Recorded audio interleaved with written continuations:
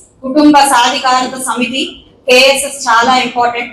ఎందుకంటే దాన్ని ఒక బాధ్యతతో మన ముందుకు తీసుకొచ్చారు.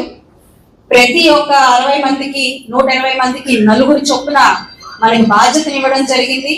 ఇది కేవలం ఒక అంకెగా కాకుండా ఈ రోజు ఏ ఒక్క వ్యక్తి ఆ 30 మంది యొక్క బాధ్యత తీసుకుంటాడో ఫ్యూచర్ లో వాళ్ళు నిజమైన నాయకులుగా ఎదగడంలో ఎలాంటి అతిశయోక్తి లేదు అని చెప్పి మనం నమ్మాలి. ఈ 30 ఓటర్ల యొక్క బాధ్యత మీది అంటే కేవలం ఎలక్షన్ రోజు వాళ్ళతో ఓటేపించడం మాత్రం కాదు, వాళ్ళ బాధలు వాళ్ళకున్న సమస్యలు తీర్చడం కూడా మీ బాధ్యతే.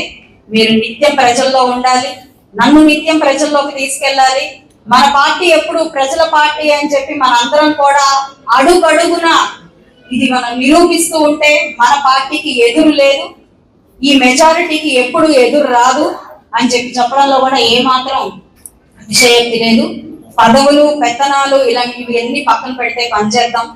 తెలుగుదేశం పార్టీ యొక్క ఖ్యాతిని గౌరవాన్ని ముందుకు తీసుకెళ్దాం. పదవులు అనేవి వాటంతటా అవే వస్తాయి అని చెప్పి నమ్ముదాం.